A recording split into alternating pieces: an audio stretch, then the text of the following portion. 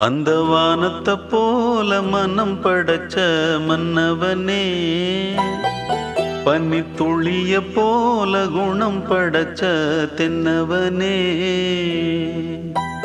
மஞ்சளிலே ஒரு நூலெடுத்து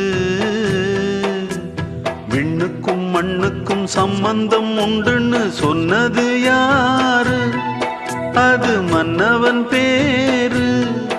அந்த வானத்தை போல மனம் படைச்ச மன்னவனே, பனி துளிய போல குணம் படைச்ச தென்னவனே.